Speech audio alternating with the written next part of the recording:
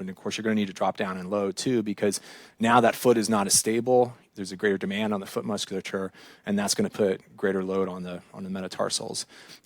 And then the other thing too, when you think about like what's the biggest contributor to these intrinsic bones when it comes to forces, it really ends up being like, again, that high intrinsic muscle force contraction, but also the windlass mechanism as well. So the higher you get up on your toes, if you will, and then again, this goes back to this, if you're dealing with someone who's got plantar heel pain or plantar fasciopathy, the more you get up on your toes, the more you're going to engage that person's windlass mechanism, the greater the bending and twisting forces are going to be on the metatarsals and your navicular. And that's going to help that athlete get back to playing. Of course, they're not going to be playing without their shoes on.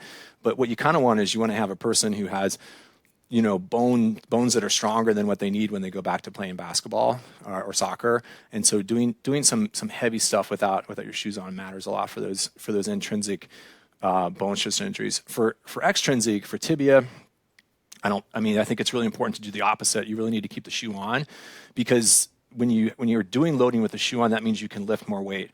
And for me, with most of these injuries, I always think about how can I get more load on this person, and like in particular on this person's site of injury. And if we can do more load with the shoe on, that means they can plantar flex more. They're going to get more greater plantar flexor forces on their tibia. That means they're going to be bending and twisting that tibia more, and that's going to be a greater bone stimulus for them. So thinking about those types of activities, I think are really important from an early loading standpoint.